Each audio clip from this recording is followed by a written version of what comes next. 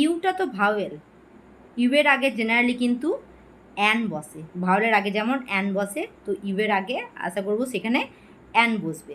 কিন্তু কিছু কিছু এক্সাম্পলস আছে এমন যার আগে অ্যান না বসে এ বসে।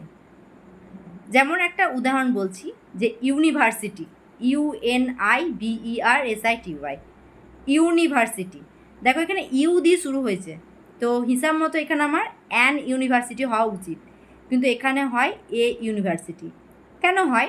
কারণ হচ্ছে এই যে ইউ যে উচ্চারণটা, ইউ হস্যই হস্যু, ইউ, ইউয়ের উচ্চারণটা ইউয়ের মতনই হচ্ছে, যেই কারণে এখানে ইউয়ের উচ্চারণটা ইউ হবার জন্য এ বসছে।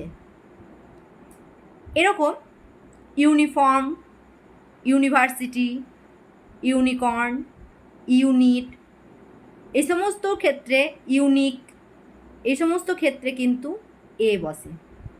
এবার যদি বলা হয় যে আমব্রেলা, UMBRELLA, আমব্রেলা, এখানে কি ইউয়ের উচ্চারণটা কি ইউমব্রেলা হচ্ছে?